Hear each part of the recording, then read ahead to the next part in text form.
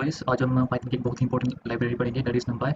numpy numpy is a very rich functionality library, जिसमें बहुत सारी फंक्शनैलिटीज़ है जो हमें अपने डाटा को मैनिपुलेट उसको एक्सेस करने में बहुत ही एफिशिएंटली हेल्प करते हैं। अब numpy की कुछ थ्योरेटिकल चीज़ें बता देता हूँ जो कि नॉर्मली लोगों को पता होनी चाहिए कि numpy जो है ना, शॉर्ट फॉर्म है न्यूमेरिकल पाइथन की। ठीक है। और जो numpy के जो एरेज है ना, वो कम से कम 50 टाइम्स फास्टर होते हैं पाइथन की लिस्ट से। पाइथन लिस्ट एक डाटा टाइप होता है पाइथन में। NumPy is a Python library and is written partially in Python, but most of its parts is that requires a fast computation are written in C or C++। अब हमें ये तो पता ही है कि हमारी जो Python है थोड़ी बिट स्लोअर है हमारी C और C++ से, क्योंकि हमारी C और C++ है वो सीधी हमारी हार्डवेयर से डील करती है, whereas हमारी Python है थोड़ी ना वो स्लो होती है। अब चलो स्टार्ट करते हैं NumPy से। सबसे पहले हम अपनी NumPy लाइब्रेरी इंपोर्ट करेंगे, और मेक श्योर कि आपने पहले से NumPy लाइब्रेरी डाउनलोडेड है आपके कहते हैं जो भी आईडी यूज़ कर रहे हो। मैंने जुपिटर यूज़ कर रहा हूँ, उसमें मेरी ऑलरेडी डाउनलोडेड है, तो मैं सीधे इंपोर्ट करूँ उसको। ठीक है, इंपोर्ट NumPy। अब आप सिर्फ इंपोर्ट नंपाई भी लिख सकते हैं, पर हमारी कोडिंग कम्युनिटी में ना इंपोर्ट नंपाई एज एमपी लिखते हैं, क्योंकि ऐसे हम बार बार नंपाई को कॉल करेंगे तो हमें पूरा एनयूएमपी वाई लिखना पड़ेगा। वेयर अब हम नंपाई को कॉल करेंगे तो एनपी एनपी लिख के ही उसको कॉल कर सकते हैं। तो इसको एक प्रथा ही मान लो, इसको आप एनपी या एक्स भी कह सकते हो, जो मन करे एज उसको आप लिख सकते हो यहाँ पे, बट मैं एनपी ही प्रेफर करूँगा क्योंकि हर जगह आपको एनपी ही दिखाई देगा। मैंने इंपोर्ट कर दिया अपनी नंपाई। फिर उसके बाद सबसे पहले स्टार्टिंग करते हैं कि हम नंपाई के एरे को क्रिएट कैसे करें, क्रिएटिंग एन एरे। ओके, तो उसके लिए हमारे पास एक फंक्शन होता है एरे फंक्शन। ठीक है, इससे हम अपना एरे बना सकते हैं। अब इसको कॉल करेगा हमारा एमपी, तो मैं ले लिया एमपी डॉट एरे, और मैंने ARR1 नाम ले लिया जिसमें ये स्टोर होगा, और उसमें एक लिस्ट डाल दी 1,2,3,4। या आप सीधा ले सकते हो कि आपने रेंज लिख दिया कि पहले 5 एलिमेंट है वो स्टोर हो जाए। अब देखते हैं हमारा, तो मैं ARR1 को प्रिंट करूँगा। देखो हमारा एक एरे बन गया 0 1 2 3 4। ठीक है, not this array is 50 time faster than a list. अगर हमारे पास ये होगी ना, तो इससे 50 टाइम्स फास्टर होगी। ठीक है, एक एरे क्रिएट करने के बहुत सारे तरीके होते हैं। सबसे बेसिक तरीका होता है एरे फंक्शन में लिस्ट डाल दो और हमारा एरे बन गया। अब इसके ना कुछ एट्रीब्यूट्स होते हैं, इंपॉर्टेंट एट्रीब्यूट्स जिसके आपको पता होना चाहिए NumPy के। जैसे हो गया, अब मैंने यहाँ पे NumPy की डॉक्यूमेंटेशन खोली हुई है जिससे मैं आपको थोड़ा बहुत मतलब रेफर करके पढ़ाऊंगा, क्योंकि NumPy की डॉक्यूमेंटेशन, क्योंकि आप सिर्फ NumPy की डॉक्यूमेंटेशन ही पढ़ लो ना, तो मोर देन सफिशिएंट होता है बिगिनर्स के लिए। अगर आप यही पढ़ लो थोड़ा बहुत, मतलब यहीं से पढ़ना चाहिए लोगों को मेरे ख्याल से। तो सबसे पहला एट्रीब्यूट हमारा आ जाएगा NDRA डॉट NDIM। अब आप सोच रहे हो कि NDRA क्या है। NDRA ना एक ऑब्जेक्ट है। NDRA हम NumPy के जो एरे होता है ना, मतलब NumPy मेरी क्लास है, तो क्लास का एक ऑब्जेक्ट क्रिएट कर देंगे। यहाँ पे हमने ऑब्जेक्ट क्रिएट किया है ARR1, तो जो हमारा AR1 है ना, इसको NDRA कहेंगे कि NumPy का ही NDRA ऑब्जेक्ट है। ठीक है, अब आपको इसको वेरीफाई भी करना है, तो मैं इसको वेरीफाई भी करवा देता हूँ। मैंने लिख दिया टाइप ऑफ ARR1। देखते हैं हमें क्या बताते हैं। देखो NumPy डॉट NDRA, AR1 का टाइप क्या है, NDRA आएगा। अब जब भी NDRA बोलूँगा ना आगे, तो NDRA मतलब कि मैं NumPy के ऑब्जेक्ट की बात कर रहा हूँ। ज़रूरी नहीं है वो AR1 ही हो, वो कोई भी वेरिएबल हो सकता है, जो भी नाम दिया होगा हमने उसको। तो हमने देख लिया टाइप, तो मैं सबसे पहले एट्रीब्यूट्स पे चलते हैं। सबसे पहले एट्रीब्यूट आया था NDRA dot NDIM and dimension. ये आपको बताएगा कि इस एरे के कितने डायमेंशंस हैं। चलो देखते हैं। तो मैंने लिखा ARR1 डॉट NDIM। देखो 2 डायमेंशंस है, ये 2 डायमेंशनल एरे है। देखो फर्स्ट डायमेंशन क्या आ जाएगा इसका, ये पूरी लिस्ट। दूसरा डायमेंशन क्या आ जाएगा, 0 1 2 3 4। ये 2 डायमेंशन वाली चीज़ें बाद में करते हैं। आपको मैं फर्स्ट सिर्फ सिंगल डायमेंशन से पहले स्टार्टिंग करता हूँ, 2 डायमेंशन की बातें बाद में करेंगे, क्योंकि ऐसे आप कंफ्यूज हो जाओगे ना। देखो अब देखना, ये 1 डायमेंशन हो जाएगा, क्योंकि इसमें सिर्फ एक ही लिस्ट है जिसमें 0 1 2 3 4 4 एलिमेंट है। ठीक है, सेकंड हो गया शेप। अब शेप बताएगा कि इस एरे की शेप है, इसमें कितने डायमेंशन है।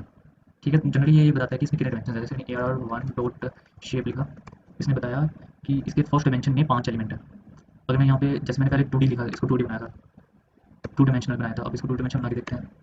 ठीक है, 2 डायमेंशन हो गया। देखो NDA मैंने देखा कि 2 डायमेंशन हो गया, और शेप ने कहा कि इसके फर्स्ट डायमेंशन में 1 एलिमेंट है और इसके सेकंड डायमेंशन में 5 एलिमेंट है। इसका फर्स्ट डायमेंशन क्या होगा, ये पूरी लिस्ट।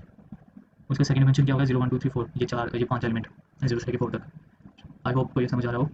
अगर नहीं आ रहा तो एक बार इसकी डॉक्यूमेंटेशन पढ़ लेना, आपको समझ आ जाना चाहिए। और हाँ, एक और बात, नंपाई में हम डायमेंशंस को एक्सिस बोलते हैं। मतलब अगर मैं एक्सिस बोलूँगा मतलब उसका मतलब डायमेंशन है, अगर डायमेंशंस बोलूँगा तो उसका मतलब एक्सिस है।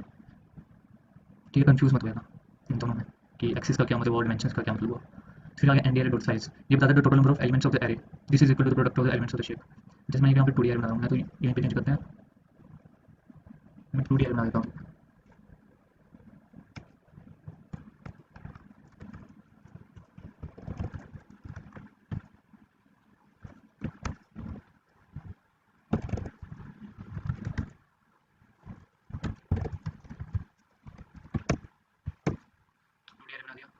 टाइप इसकी NDRA रहेगी, इसकी एडिट डायमेंशंस दो हो जाएंगे।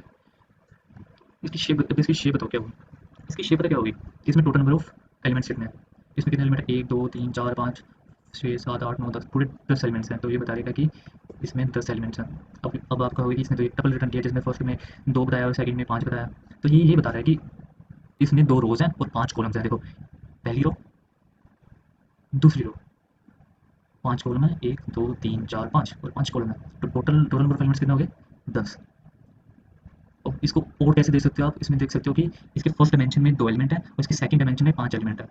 ज़्यादा अप्रोप्रिएट ऐसे रहेगा कि इसके फर्स्ट डायमेंशन में 2 एलिमेंट है और इसके सेकंड डायमेंशन में 5 एलिमेंट है, क्योंकि आगे 3 डायमेंशन भी एरे हो सकता है, 4 डायमेंशन एरे हो सकता है, एन डायमेंशन एरे है। तो आपको ऐसे पता चल जाएगा। जैसे कि मैं आपको यहाँ यहीं पे बता देता हूँ, ठीक है? ठीक है?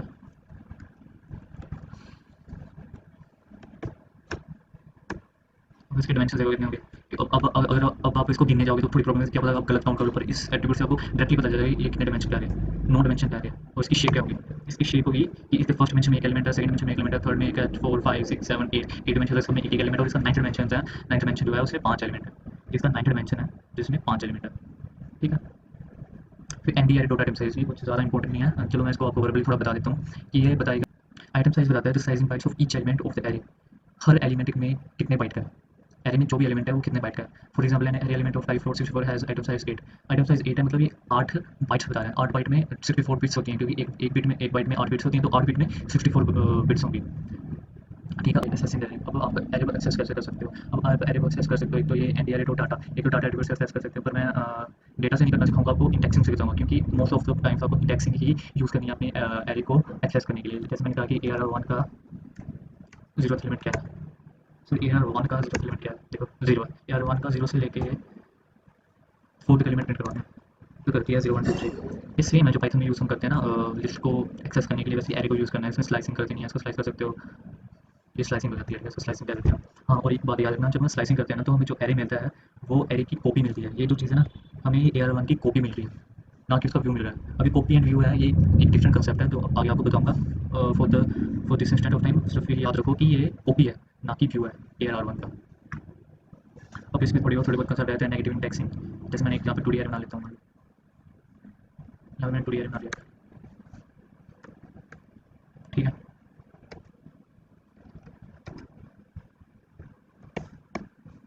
2D एरे बना लिया, और फिर मैं कह रहा हूँ कि 0 से लेके 0th इंडेक्स है जो, उसका 1 से लेके 4 तक सारे एलिमेंट मुझे देखो। देखो, 0 से AR0 इस चीज़ को प्रिंट करेगा, 0 डायमेंशन को, फर्स्ट डायमेंशन के फर्स्ट एलिमेंट को। ठीक है? और ये लिस्ट है, और उसका कह रहा है कि उसके 1 से लेके 4 तक सारे एलिमेंट देखो। ये रहा 1 से लेके 4 तक सारे एलिमेंट उसने देख लिए, ये होगी इंडेक्सिंग। उसमें नेगेटिव इंडेक्सिंग कर सकते हैं। इसमें कहा कि 0 का, जैसे मुझे 0 का फोर्थ एलिमेंट चाहिए, तो मैं क्या लिखूँगा, तो इसमें क्या लिखूँगा, 4 लिखूँगा, तो मुझे 4 मिलेगा। बट मैं इसको नेगेटिव इंडेक्स में भी दे सकता हूँ। अगर मैंने यहाँ पे माइनस 1 दे दिया तो भी मुझे 4 ही मिलेगा। फिर ये होती है मेरी नेगेटिव इंडेक्स में। मैंने नंपाई स्लाइसिंग भी बता दिया। नंपाई स्लाइसिंग में एक चीज़ होती है, मतलब सबसे बेसिक चीज़ क्या होगी, जैसे फंक्शन को जैसे उसमें होती थी, पाइथन में होती थी, बस वैसे ही AR1 है। जो पहला आर्गुमेंट होगी वो आपको दिखेगा अपना स्टार्ट, कि यहाँ से स्टार्ट हो जाओ, यहाँ पे एंड हो जाओ, और इस स्टेप इतने स्टेप में मुझे सारी चाहिए। नहीं समझ आया? स्टार्ट में मैंने लिख दिया कि मुझे AR1 का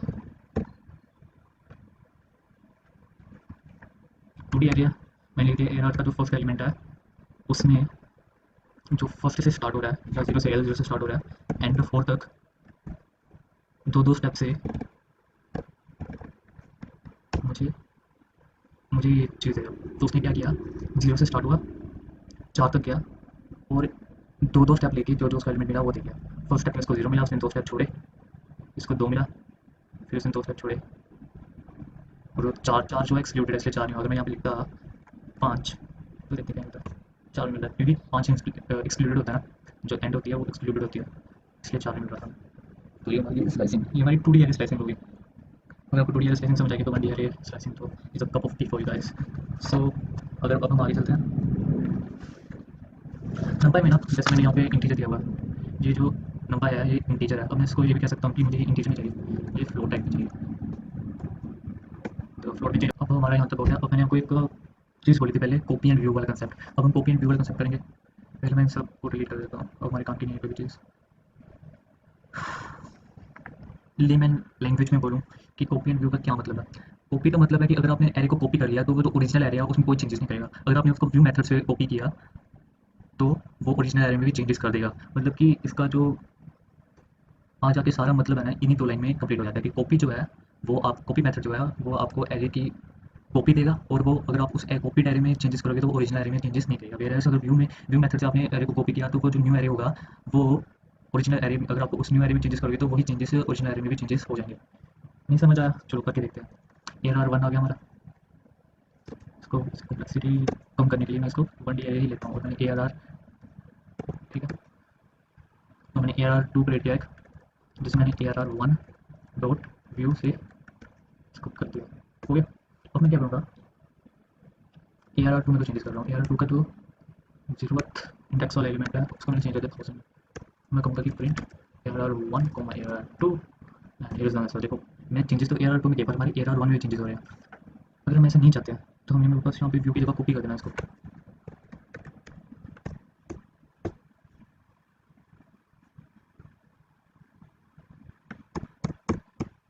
देखो हमारे 2 में जो चेंजेस हैं वो 1 में चेंजेस नहीं हो रहे। तो बस बेसिक कंसेप्ट इसका यही है। इसमें थोड़ी और भी चीज़ें आ जाती हैं, जैसे आपको आ गया कि ARR 1 जो है, और कॉपी के केस में ARR 1 और ARR 2 दोनों सेम मेमोरी लोकेशन को पॉइंट नहीं कर रहे हैं। जैसे ARR 1 इज ARR 2, अगर मैं ये कहूँ तो मैंने फॉल्स कर दिया। अगर मैं यहाँ पे कॉपी की जगह व्यू कर देता तो देखना यहाँ पे ट्रू हो जाए, सॉरी अभी फॉल्स है। अच्छा ये व्यू के केस में इज इसका जो बेस केस है ना वो फॉल्स हो जाता है, वो ट्रू हो जाता है।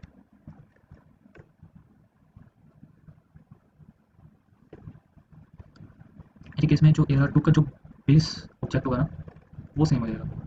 देखो ट्रू हो गया। अगर यहाँ पे मैं कॉपी कर दूँ तो ये चीज़ फॉल्स हो जाएगी, क्योंकि अब ARR 2 को ARR 1 से लेना देना ज़्यादा नहीं है। यहाँ पे मैंने कॉपी कर दिया, देखो फॉल्स पे। अब इसको अच्छे से समझाऊँ तो आपको मैं डॉक्यूमेंटेशन से बड़ा समझा देता हूँ, आपको अच्छे से समझ आएगा।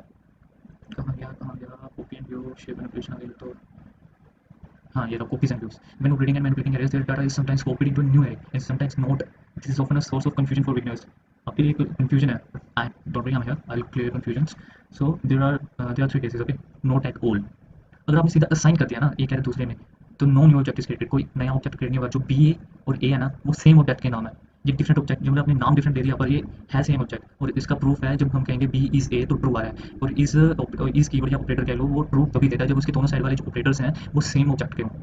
ठीक है, यहाँ पे लिखा भी हुआ है ना कि a and b are two names for the same ndarray object. अगर आप यहाँ पे व्यू कर देते हो ना, ए कहता है b is equal to b में असाइन करता है ए डॉट व्यू, तो ये चीज़ फॉल्स हो जाएगी, क्योंकि अब डिफरेंट ऑब्जेक्ट बन गया है। अब बी जो है वो एक इंडिपेंडेंट ऑब्जेक्ट है, बट उस केस में भी बी जो है ए के जो मेमोरी है उसी को ही पॉइंट कर रहा है। यहाँ पे मैंने बताया हुआ व्यू एंड शैलो कॉपी। अच्छा व्यू एंड शैलो कॉपी से मुझे याद आया कि हमने सी प्लस प्लस में एक कंसेप्ट पढ़ा हुआ है, सी प्लस प्लस पहले से पढ़ी हुई है। उसमें एक कंसेप्ट होता है deep copy and shallow copy. ठीक है, जो डीप कॉपी है ना that is somewhere similar two copies and the shallow copies somewhere similar to views. तो ये अगर आप अगर आप इस चीज़ को रेफरेंस लेके पढ़ोगे, मतलब जो आपको पहले से आता है वो फिर से पढ़ा रहा हूँ तो आपके लिए ईजी रहेगा। जैसे यहाँ पे आ गया सी इज इक्वल टू, अपने सी इज ए किया को तो फॉल्स हो गया, क्योंकि सी अब एक अपना अलग ऑब्जेक्ट बन गया है, तो ये इसलिए फॉल्स देगा। बट सी का जो बेस ऑब्जेक्ट है ना अभी भी ए के अभी भी वो ए का जो ए ऑब्जेक्ट है और सी डॉट बेस ऑब्जेक्ट है वो दोनों सेम है। वो दोनों सेम एंड एयर ऑब्जेक्ट को ही पॉइंट कर रहे हैं, इसलिए ये ट्रू देगा। सिर्फ बेस में जो न्यू एरिया है उसका जो बेस ऑब्जेक्ट होगा वो ट्रू देगा। वेयर अगर हम सी इज ए करेंगे तो वो फॉल्स देगा। जहाँ पे इन्होंने लिखा भी हुआ कि C is view of the data owned by A. ठीक है, यहाँ पे भाई C dot flag is dot on data, क्या सी का जो फ्लैग है वो डाटा ऑन कर रहा है? नहीं कर रहा। ये चीज़ छोड़ो, इसको बाद में आपको समझाऊंगा। जो की चीज़ें हैं वही आपको समझा रहा हूँ। हाँ ये देखो slicing is an array return view. आपने बताया कि जब आप एरे को स्लाइस करते हो तो आपको व्यू रिटर्न करता है, कॉपी रिटर्न नहीं करता है, कि व्यू रिटर्न करता है। अगर आप यहाँ पे आगे डी कॉपी कहा था आपको, शेल कॉपी और डी कॉपी, बस डी कॉपी भी कॉपी मेथड के ही सिमिलर है। जब आप बी में असाइन करोगे कॉपी तो A is new array object with new data is with new data script. अब जो डी है ना अभी एक अपना इंडिपेंडेंट ऑब्जेक्ट बन चुका है। वेयर अगर ए डॉट व्यू करते हैं तो इंडिपेंडेंट ऑब्जेक्ट नहीं होता, उसका जो बेस ऑब्जेक्ट होता है अभी भी जो ओरिजिनल एरिया है उसी को ही मेमोरी लोकेशन को पॉइंट कर रहा होता है। वेयर कॉपी में ऐसा नहीं होता है। देखो यहाँ पे अगर डी इज ए फॉल जा रहा है, D dot base is a यहाँ पे फॉल जा रहा है। ठीक है, बस यही था कॉपी एंड व्यूज में। ठीक है, आई होप आपको ये समझ आ गया हो, क्योंकि कॉपी एंड व्यू समझना बहुत मुश्किल है। क्योंकि अगर आप इसमें गलती कर दोगे ना तो आपके बग्स क्रिएट हो जाएंगे, और आपको बग्स अपने आप ढूंढ भी नहीं पाओगे कि क्या प्रॉब्लम आ गया। तो इसलिए इस कंसेप्ट को ध्यान से समझो। अब चलते हैं हम अपने अगले टॉपिक की तरफ। तो हमारा अगला टॉपिक आएगा नंपाई एरे शेप। ठीक है, नंपाई एरे शेप एट्रीब्यूट मैंने आपको पहले से पढ़ा दिया मेरे ख्याल से ना, कि शेप एट्रीब्यूट क्या बताता है। शेप एट्रीब्यूट बताता है कि इसके टपल देगा आपको एक, टपल में देगा कि आपके फर्स्ट डायमेंशन में 5 एलिमेंट, अगर 2 डायमेंशन होता है तो इसमें बताया कि दूसरे डायमेंशन में कितने एलिमेंट्स था। आपको इंपॉर्टेंट चीज़ क्या बतानी थी मेरे को, रीशेप, रीशेपिंग ऑफ एन, मैंने कल लिख दिया इसको, कट कर देता हूँ मैं। मुझे करना है रीशेपिंग, ठीक है, बहुत इंपॉर्टेंट कंसेप्ट है रीशेपिंग भी। ठीक है, नंबर रीशेपिंग, रीशेपिंग क्या करता है कि आप अपने मन से अब इस एरे को ना शेप दे सकते हैं। जैसे इसमें वन डायमेंशनल एरे है, मैं चाहता हूँ कि AR1 को रीशेप कर दूँ, रीशेप कर दूँ। कितने एलिमेंट्स हैं मेरे पास, 5 एलिमेंट है ना, तो इनको 6 एलिमेंट्स में देता हूँ मैं, ताकि रीशेपिंग आसानी से हो जाए और आपको समझ भी आ जाए, इवन नंबर्स हो जाएंगे ना। रीशेप करते हैं इसको 2,3 में, मतलब कि मैंने क्या किया, एक तरीका इसको टू डायमेंशन में एक तरीका ये समझोगे कि मैं इसको 2 एरे और 3 कॉलम बना दिया, पर इसको नंपाई में इसको कैसे सोचोगे कि मैंने फर्स्ट डायमेंशन में 2 एलिमेंट ले लिया और सेकंड डायमेंशन में 3 एलिमेंट्स ले लिए। तो फर्स्ट डायमेंशन में मेरी 2 लिस्ट आ गई, एक लिस्ट, 2 लिस्ट, 2 एलिमेंट आ गए, और थर्ड डायमेंशन में 3 एलिमेंट्स आ गए, 0 1 2 और 3 4 6, ठीक है। रीशेप आप ऐसे कर सकते हो, 3 डायमेंशन में करो, एन डायमेंशन में करो, पर इसमें जैसे मैंने अब इसको कर दूँगा 3 2,4 में कर दिया, तो देखते हैं क्या एरर आ गया, क्योंकि 4 2 8 8 एलिमेंट चाहिए, पर आपके पास है 6 एलिमेंट है, तो इसने एरे आपको एरे दे दिया कि can not reshape array of size 6 into 2,4, क्योंकि इतने तो एलिमेंट्स नहीं आपके पास, तो आप रीशेप कैसे करोगे। तो इसलिए मैं आपको इसलिए मैंने इसको 5 6 एलिमेंट्स बना दिए थे इसके, कि मैं इसको रीशेप कर सकूँ 2,3 में, क्योंकि अगर मैं वैसे करता तो मुझे एरर मिल जाता, इसलिए रीशेपिंग होगी। अब आप सोच रहे होगे कि रीशेप को अब यूज़ कैसे करें, मतलब इसका कोई यूज़ होगा। हाँ, मैं बता देता हूँ। जैसे मैंने यहाँ पे मुझे हर बार क्या, जब मैं एरे चेंज कर रहा हूँ तो मुझे मैनुअली जाके इसके प्रिंट करने पड़ रहे हैं, 6 5 लिखना पड़ रहा है, पर मैं इसको ना एरे क्रिएशन में एक और मेथड होता है, चलो आपको इंट्रोड्यूस करा देता हूँ एक और मेथड से, that is MP dot a range. ठीक है, ए रेंज में मैंने लिखा कि मुझे 10 एलिमेंट चाहिए और उनको रीशेप कर दो 2,5 में। चलो जी, देखते हैं। हाँ, अच्छा सॉरी, इसमें रीशेप तो मैंने ऑलरेडी कर दिया, इसको क्यों करूँ मैं, तो सिर्फ नेक्स्ट को, और मैंने फिर प्रिंट कर दिया ARR1। देखो मैंने क्या किया कि 10 एलिमेंट लिए, उनको रीशेप कर दिया 2,5 में, मेरे मतलब फर्स्ट डायमेंशन में जो है 2 एलिमेंट और सेकंड डायमेंशन के 5 एलिमेंट आ जाए, जो है तो रीशेप का यूज़। अब आप सोच रहे होंगे कि ए रेंज क्या है। ए रेंज उनको तो समझ आ गया होगा जिन्होंने पाइथन में रेंज फंक्शन यूज़ किया था। जैसे मैंने सबसे पहले ARR में मैंने क्या किया था, मैंने ये चीज़ की थी ना, ARR डॉट एरे में रेंज डाल दी थी, रेंज 5 एलिमेंट चाहिए, और ये कमेंट ही कर देता हूँ, क्या रहा अभी, array has not attribute array, oh sorry, ARR1 में असाइन करना है एनपी डॉट एरे, ठीक है, ये मिल गया था। अब मैं प्रिंट करूँ यहाँ पे ARR1, देखो रेंज ने क्या किया, ये पहले 0 से लेके 4 तक एलिमेंट मेरे एरे में डाल दिए। सेम ही ए रेंज नंपाई एरे में काम करता है कि मैंने उसमें 10 एलिमेंट लिए, और अगर मैं सिर्फ ए रेंज को ऐसे प्रिंट करूँगा, ए रेंज को ही प्रिंट करूँ तो देखते हैं क्या मिलता है मेरे को। देखो मुझे 0 से लेकर 9 तक एलिमेंट मिल जाएंगे अभी, ठीक है। अब मैंने इनको रीशेप कर दिया, शेप कर दिया 2,5, देखो जी, बस ये हो गया आपका।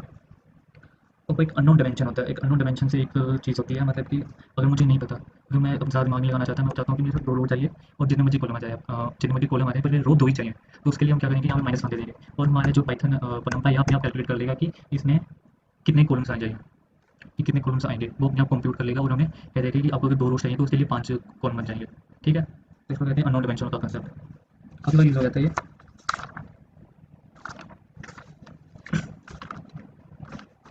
अब हम आ जाते हैं कि एरे को इटरेट करना है। देखो जी, जो लिस्ट के कंसेप्ट है और एरे के कंसेप्ट, नंपाई एरे के, एनडी एरे कह लो, नंपाई एरे कह लो, कि कंसेप्ट है बहुत ही सिमिलर है। जब आप लिस्ट को कैसे क्या कहते हैं, इटरेट कैसे करते थे, फॉर लूप लगा के, आप इसमें भी लूप लगा के इटरेट कर सकते हो। लाइक मैं कहूँगा फॉर आई इन रेंज, अगर मैं रीशेप करके आई और I in range, for I in ARR1 ही ले लेता हूँ ना, for I in ARR1 print I, देखो इटरेट हो गया।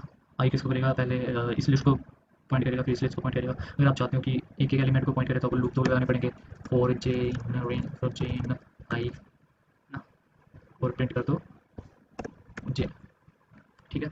अब इसने एक एक करके इसको प्रिंट कर दिया, पर मैं बहुत लेजी बंदा हूँ, मुझे ये 2 लूप लगाऊंगा, ये सब झंझट नहीं चाहिए। तो मैं क्या करूँगा, एक फंक्शन आता है फ्लैटनिंग करके, फ्लैटनिंग एरेस कह देते हैं, means converting the multi dimension array to one dimension array. We can reshape, एक तो आप इसको कैसे फ्लैटनिंग कर सकते हो, रीशेप करके, कैसे किया, जैसे मैं कहूँगा ARR1 है तो रीशेप, यहीं से कर देता हूँ AR1 डॉट रीशेप, रीशेप को -1 दे दिया ना, -1 क्या कि एरे को फ्लैटन कर दो, ठीक है। देखो उसने फ्लैटन कर दिया पूरा का पूरा एरे, अब मैं क्या करूँगा, अब इसमें सिंगल लूप लगा के इटरेट कर सकता हूँ।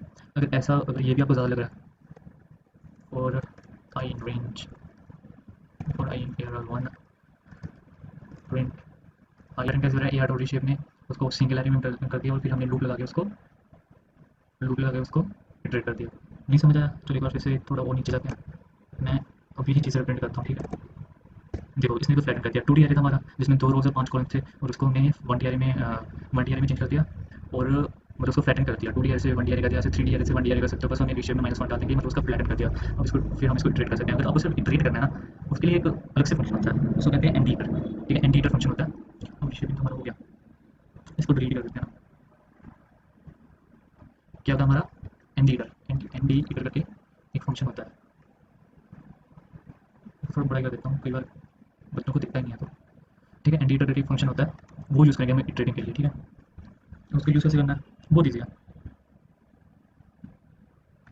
हम क्या करेंगे कि जिसमें रेशियो को यूज़ करेंगे for I in A are are one dot nditer. अब इसे कितनी कॉम्प्लेक्स होगी ना,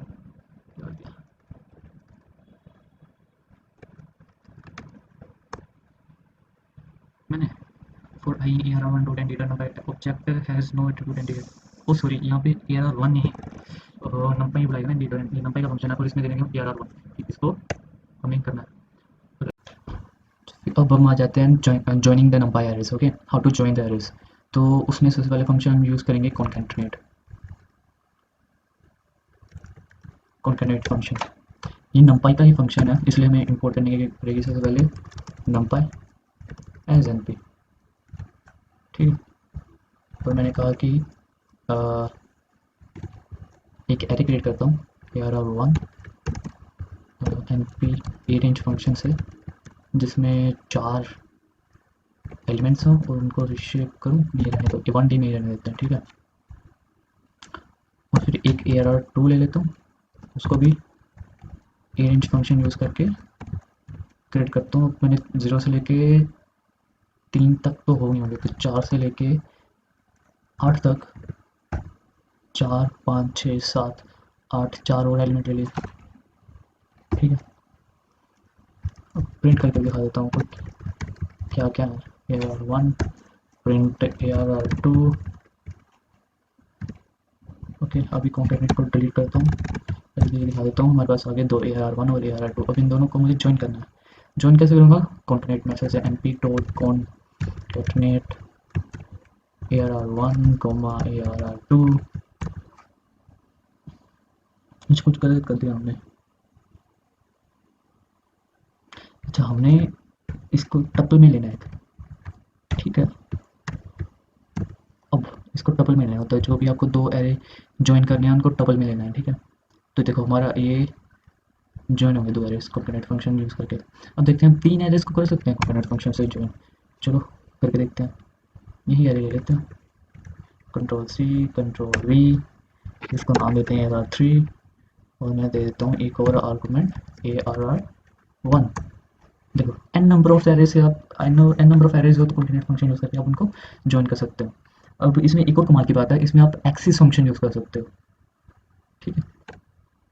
एक्सिस पैरामीटर यूज़ कर सकते हो। अब एक्सिस है क्या, एक्सिस मतलब कि आपको एक्सिस को पहले बताया था मैंने, हमें एक और चीज़ देता है, एक और फंक्शनैलिटी देता है कि हम इसमें एक्सिस यूज़ कर सकते हैं। अब एक्सिस क्या है, अब एक्सिस को अगर आप 0 पुट करोगे, देखते हैं हमें क्या आंसर आता है। इसने क्या किया कि इसको इसको रो वाइज जॉइन कर दिया। अगर मैंने इसको एक्सिस को 1 दे दिया, तो ये कह रहा है out of bounds for array of dimension 1। अच्छा, तो कह रहा है कि जो 1 डायमेंशन एरे है उनमें एक्सिस 1 आउट ऑफ बाउंड्स हो जाता है। इसका क्या मतलब हुआ, चल फिर मैं इसके लिए क्या करता हूँ, इसको रीशेप कर देता हूँ, और 2,2 मतलब 2 डायमेंशन एरे बना दिया मैंने। इसको भी कर देता हूँ रीशेप 2,2, ये आ गया। और अब हम इसको करें, देखते हैं क्या आंसर आता है। देखो हम 1 डायमेंशनल एरे में एक्सिस 1 नहीं कर सकते, ठीक है, ये याद रखना। 1 डायमेंशनल एरे के लिए एक्सिस 1 काम ही नहीं करेगा, क्योंकि अगर एक्सिस इज इक्वल टू 1 का मतलब है कि ये जो एरे है ना, ये वर्टिकली स्टैक हो जाएंगे। वर्टिकली स्टैक होने का क्या मतलब हुआ कि देखो 0 1 था, 2 3 था, 0 1 2 3, और ये 4 5 ये इसके साथ ही आ गया यहाँ पे, ये 4 5 6 और 7 है, ये इसके साथ ही वर्टिकली स्टैक हो गया। ठीक है। और एक्सिस जीरो का मतलब है कि ये हॉरिजॉन्टली स्टैक होगा। हॉरिजॉन्टली स्टैक हो रहा है। हॉरिजॉन्टल डायरेक्शन तो आपको पता है कि जो ये डायरेक्शन होती है एक्स एक्स की तरफ, वो एक्स वो हॉरिजॉन्टल होती है, और जो वाई एक्सिस की तरफ होती है वो वर्टिकल डायरेक्शन होती है। तो हॉरिजॉन्टल डायरेक्शन में जब X is equal to zero करोगे तो हॉरिजॉन्टल डायरेक्शन में स्टैक होगा। फिर जब आप X is equal to one में करोगे तो वर्टिकल डायरेक्शन में स्टैकिंग होगी एरेस की। ठीक है। अब मैंने देखो कितनी बार स्टैकिंग स्टैकिंग वर्ड यूज़ किया है, तो ऑब्वियसली एक और फंक्शनैलिटी देता है numpy आपको एरेस को ज्वाइन करने की, वो है स्टैक फंक्शन। अब वो कैसे करते हैं? हमने एनपी को कहा कि स्टैक फंक्शन नाम का एक फंक्शन लेके आओ और A are are one comma A R are two को ज्वाइन कर दो। इसने क्या किया? इसने भी हॉरिजॉन्टली एरेस को स्टैक कर दिया। एक चीज़ याद रखना, अगर आप एक्सिस नहीं देते हो ना यहाँ पे, स्टैक भी axis function axis parameter use करता है। तो अगर आप यहाँ पे एक्सिस नहीं देते हो तो बाय डिफ़ॉल्ट एक्सिस जीरो ही ले लेता है हमारा जो इंटरप्रेटर होता है। अगर हमने इसको एक्सप्लिसिटली दे दिया axis is equal to one, देखो अब ये वर्टिकली स्टैक कर दिया उसने। एक और फंक्शन होता है N P dot vertical stack, V stack कर देते हैं इसको। और इसमें भी आप ए are are one comma A R are टू दोगे और इसको प्रिंट करोगे तो ये वर्टिकली स्टैक कर देगा। ऐसे एक और फंक्शन होता है N P dot H stack, जो हॉरिजॉन्टली स्टैक कर देगा A are are one comma A R are two को। अच्छा इसमें देखते हैं, इसमें एक्सेस दे सकते हो क्या हम? चलो देखते हैं। एक्सेस मैंने दिया वन। देखो अनएक्सपेक्टेड कीवर्ड, मतलब हम यहाँ पे एक्सेस नहीं दे सकते क्योंकि ऑलरेडी वी आपने भी स्पेसिफाई कर दी कि वर्टिकली स्टैक करना, तो एक्सेस देने का भी मतलब ही नहीं बनता। तो इसलिए इस नाम पे एक्सेस नहीं दे सकते। तो ये हमारा हो गया जॉइनिंग का। अच्छा एक और फंक्शन होता था N P dot column stack R are one comma R are two, ये कॉलम वाइज स्टैक कर देगा। देखो हमारा क्या था, हमारे पास ओरिजिनली एरे 0 1 2 3 4 5 6 7, ये ए आर आर वन था, ये ए आर आर टू है। इन दोनों को कॉलम वाइज स्टैक कर दिया। अब कॉलम वाइज क्या होता है, जो वाई एक्सिस में होता है, तो सबसे पहले 0 2 किया, फिर 1 3 किया, फिर 4 6 किया, फिर 5 7 कर दिया, कॉलम वाइज स्टैक कर दिया।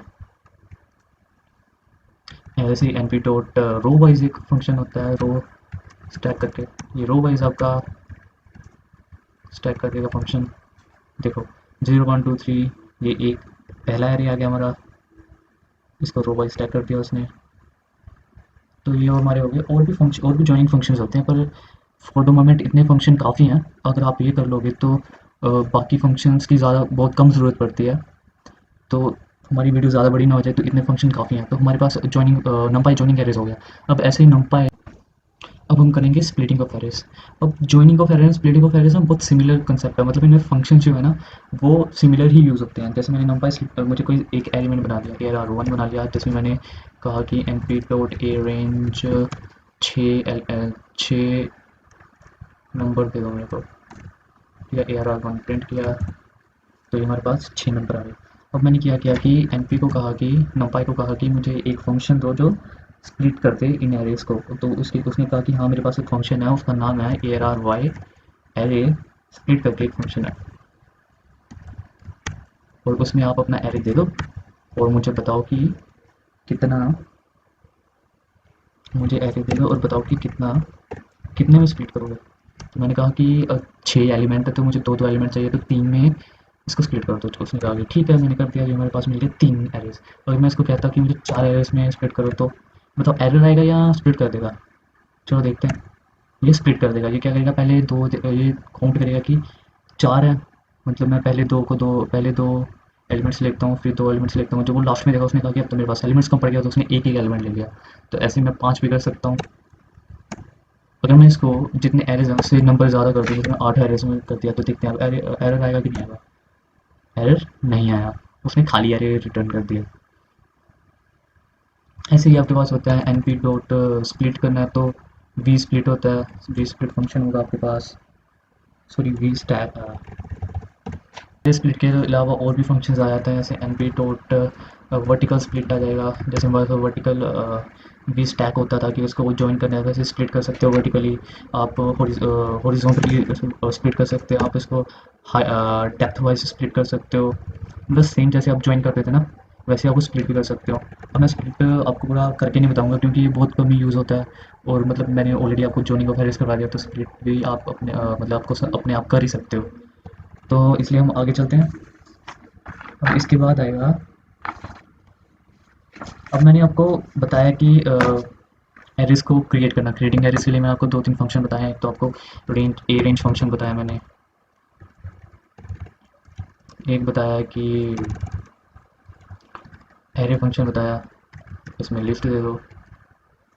और क्या बताया मतलब मैं, मेरे ख्याल से तो नहीं बताया अभी तक मैंने, और एरे क्रिएट करने का फंक्शन। तो अब हम कहते हैं एरे क्रिएशन के लिए एक कुछ और इंपॉर्टेंट फंक्शंस होते हैं जिससे आप एरे क्रिएट कर सकते हो।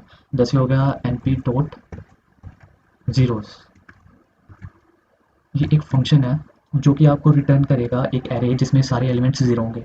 और आप अगर आपने वन डी एरे किया तो देखो वन डी एरे किया, कुछ गलती होती मैंने,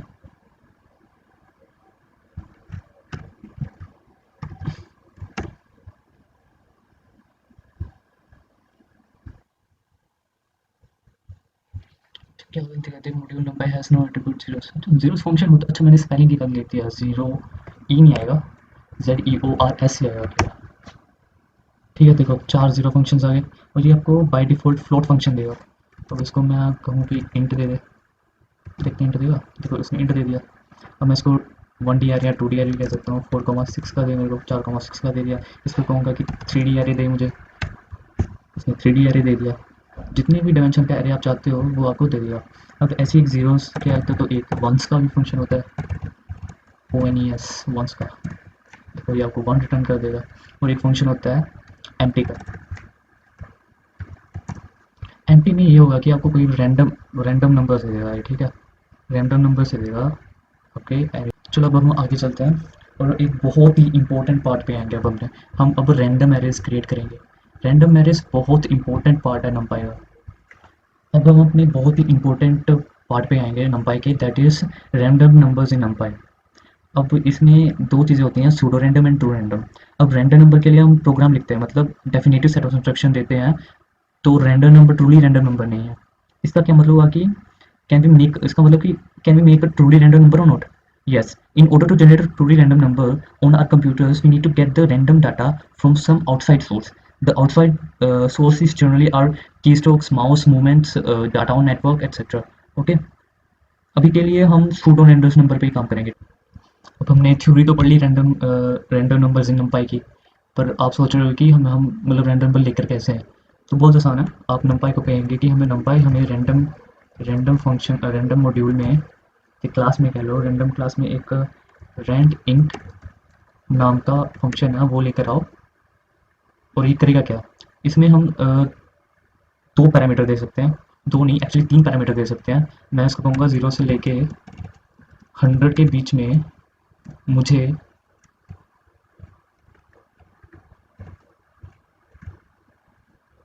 पांच रैंडम इंटीजर टाइप वैल्यूज़ दे दो। तो उसने दे दी, 0 से लेके 100 तक पांच रैंडम वैल्यूज़ दे दी उसने। इसका मैं हर बार जब भी रन करूँगा, हर बार अलग नंबर मिलेंगे। देखो, फिर किया, फिर अलग नंबर मिला, फिर किया, फिर अलग नंबर मिला। जितनी बार रन करोगे हर बार आपको अलग नंबर मिलेगा। अब आप इसको मतलब 0 से स्टार्ट करके छोड़ के 10 से स्टार्ट कर सकते हो। अब आपको 0 से लेकर 10 तक का कोई रैंडम नंबर दिखाई देगा, ठीक है। फिर आपको मतलब आप कह सकते हो 99 के 20 से लेके 100 तक के 5 साइज हो गए, देखो 99 5 वैल्यूज आ गई। अगर आप कहते हो कि 99 से लेके 100 तक हमें फ्लोट वैल्यूज तो मिल सकती थी, पर हमने मांगी इंटीजर वैल्यूज हैं, तो उसमें है ही एक वैल्यू है 99, तो 5 बार वही रिपीट होगी। अब ज़रूरी नहीं है कि आप वन डी एरे ही बुला सकते हो, आप टू डी एरे भी बुला सकते हो। बस आपको साइज टपल में देना पड़ेगा कि 5,3 के लिए में मैट्रिक्स या कह दो एरे दे दो, तो उसने दे दी। अब आप इंटीजर वैल्यूज तो बहुत बार होगी। अब अगर आप फ्लोट वैल्यू चाहते हो, तो फ्लोट वैल्यू के लिए आपको सिर्फ रैंड फंक्शन डिफरेंट करना पड़ेगा, रैंडम फंक्शन का रैंड फंक्शन। तो इसने कहा कि साइज, अच्छा इसमें आप साइज नहीं दे सकते हो।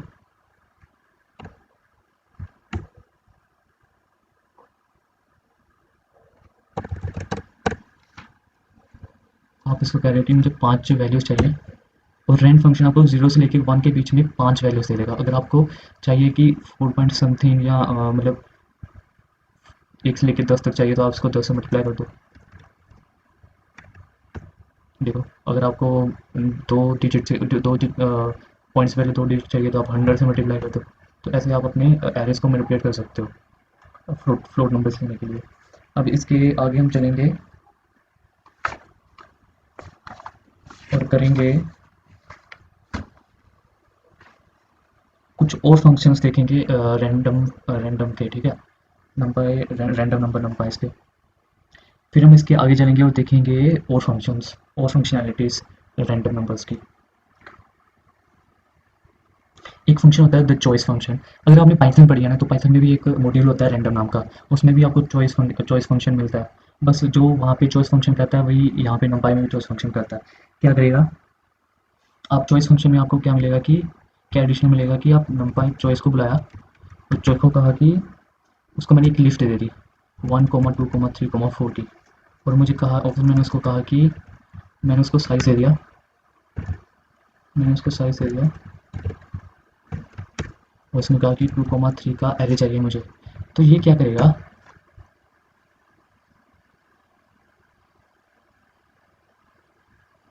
रैंडम फंक्शन इसको कॉल करेगा। देखो, उसने क्या किया कि आपको 2, 3 का मैट्रिक्स दे दिए, या कह लो दो डायमेंशनल एरे दे दी, जिसमें 2 रोज हैं और 3 कॉलम्स हैं, और उसमें ध्यान से देखो ना, तो उसमें सिर्फ वही नंबर्स यूज़ होंगे जो मैंने लिस्ट में दिए हैं। अगर मैं लिस्ट में देता 0, 0, 0 इज़ नॉट डिफाइंड, क्योंकि मैं 0 नहीं लिख रहा, ओ लिख रहा था, सॉरी, तो 0 0 देगा। अगर मैं इसको कहूँगा 0 1, तो 0 1 में से मतलब उसकी चॉइस मिलती है, 0 या 1 में से कोई भी यूज़ कर लो। अगर मैं इसको 1 1 दे दूँगा, तो 1 1 को मैं यूज़ कर देगा। इसको 1 1 को 2 दूँगा, तो 1 और 2 में से कोई भी चूज़ कर सकता है। और ध्यान से देखो, एक जो है वो लिस्ट में 2 बार है, तो एक की आने की प्रोबेबिलिटी ज़्यादा होती है 2 से, क्योंकि 2 सिर्फ एक बार लिस्ट में दिया है, तो 2 बार आया, और एक मैंने 2 बार दिया लिस्ट में, और ये 3 बार आया।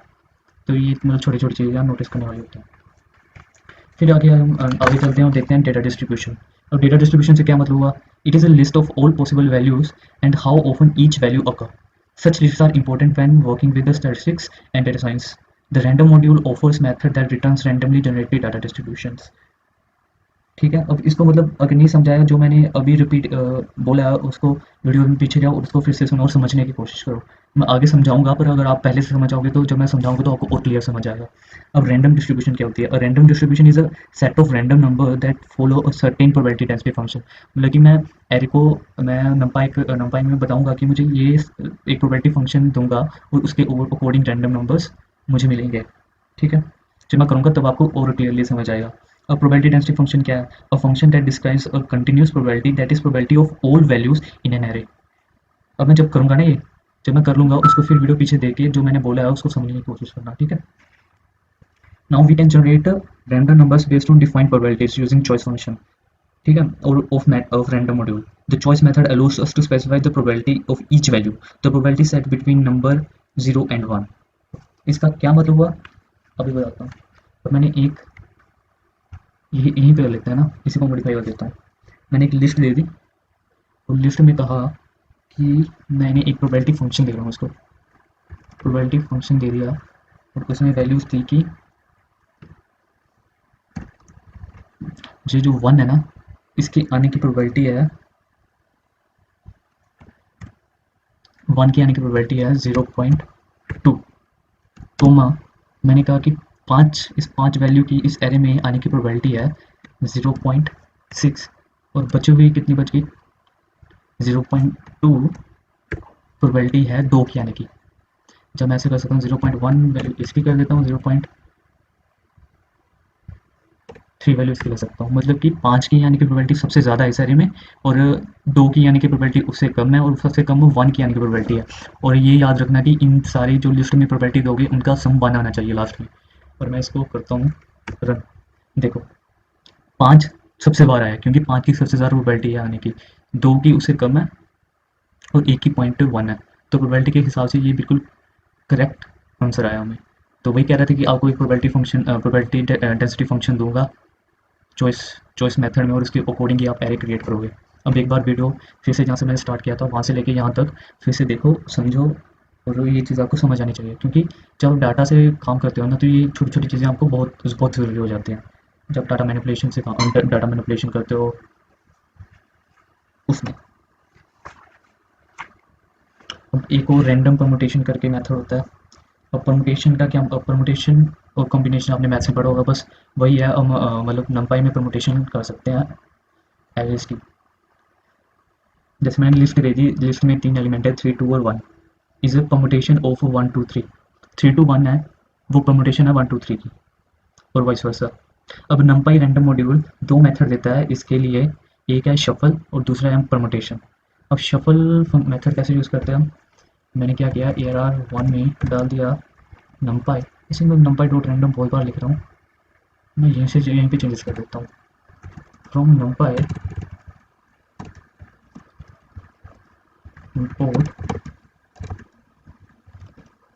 Import random. ठीक है, अब मैं सीधा यहाँ पे रैंडम यूज करूँ, रैंडम डॉट शफल, और इसमें एरे दे दूंगा। एरे क्या दूंगा, तो एरे तो मैंने अभी तक क्रिएट ही नहीं किया, पहले एरे क्रिएट कर लेते हैं ना। ए आर वन में मैंने डाल दिया नंपाई डॉट एरे, जिसमें लिस्ट दे दिया है 1 1 3 4, और मैंने यहाँ पे दे दिया ए आर वन। तो देखते हैं मास्टर क्या बोलता है। रैंडम इज नॉट डिफाइंड, वो इसलिए क्योंकि मैंने इसको अभी चलाया नहीं है।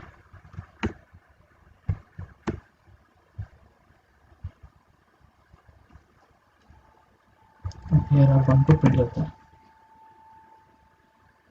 देखो इसने क्या किया, इसको शफल कर दिया, इन एरे के एलिमेंट्स को शफल कर दिया। परमुटेशन भी सेम ही काम करेगा। परमुटेशन मेथड जो है, मैंने क्या किया, रैंडम डॉट परमुटेशन,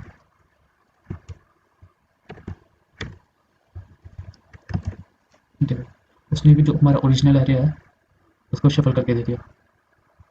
मैं हर बार इसको अगर करूँगा तो मेरा हर बार अलग आएगा। हम करेंगे नंपाई सर्चिंग एरेस। अब हम एक एरे होगा, एरे में कोई एलिमेंट को सर्च करना है, तो वो कैसे करना है। एक तो फंक्शन होता है हमारे पास, वेयर फंक्शन, ठीक है। इसको यूज़ करके हम इसमें देंगे कि हमारा एरे देंगे, और उसमें कहेंगे हमारा एरे में एक एलिमेंट है 6, वो कौन से इंडेक्स पे है। तो ये हमें इंडेक्स रिटर्न करेगा उस एरे का, कि इस इंडेक्स पे आपको अपना ये नंबर मिल जाएगा। अब उसके लिए हमें एक एरे क्रिएट करना पड़ेगा। अब एरे क्रिएट कैसे करें, हमने अभी अभी रैंडम नंबर्स पढ़े नंपाई के, उसी को यूज़ करके एक एरे बनाते हैं। नंपाई डॉट रैंडम डॉट, हमें इंटीजर चाहिए, इंटीजर टाइप एरे चाहिए। तो मैं रेंट इन फंक्शन को बुलाऊंगा और कहूँगा कि मुझे 1 से लेकर 10 तक एलिमेंट चाहिए, और उसका साइज़ होना चाहिए 5। ठीक है, अब इसको मैं प्रिंट करवा देता हूँ, पहले एरे को दिखा देता हूँ कि एरे को क्या मिलता है मेरे पास। ठीक है, हमारे पास एक रैंडम एरे आ गया जिसमें 5 एलिमेंट्स हैं, 1D एरे। अब मुझे देखना है कि मेरा जो 3 एलिमेंट है ना, वो कौन से इंडेक्स पे है। तो उसके लिए मैं वेयर फंक्शन यूज़ करूँगा। कैसे करूँगा, नंपाई को कहूँगा कि वेयर फंक्शन को बुलाओ और उससे पूछो कि ए आर आर एरे में 3 नंबर 3 नंबर का एलिमेंट कौन से इंडेक्स पे है। तो उसने बता दिया कि जो 3 नंबर इंडेक्स है वो थर्ड इंडेक्स पे और फोर्थ इंडेक्स दोनों पे ही 3 नंबर हैं। तो देखो 0 1 2 3 4, 3 और 4 पे 3 ही है। तो ऐसे यूज़ कर सकते हो। अब मैं फिर से एक बार और एग्जाम्पल लेकर जाता हूँ। 2D एरे, चलो 2D एरे करते हैं। आपको हमें साइज चाहिए 5,2 का, ठीक है, एक एरे बना दिया हमने। और मैं उससे पूछूंगा कि मुझे बताओ कि 7 एलिमेंट कहाँ पे। उसने बता दिया, उसने कहा कि 2 3 और 7 4 पे 2 0 1 2 3 और 4 इंडेक्स में 7 है, और उसमें और स्पेसिफिक वैल्यू के लिए उसने कहा कि 2 के जीरो ARR2 का ज़ीरो में से आता है, ARR3 के फर्स्ट इंडेक्स में से आता है, ARR3 के सेकंड इंडेक्स में से आता है और ARR4 के फर्स्ट इंडेक्स में से आता है। ठीक है, तो ऐसे आप एरे को एरे सर्च कर सकते हैं एरे में। ठीक है,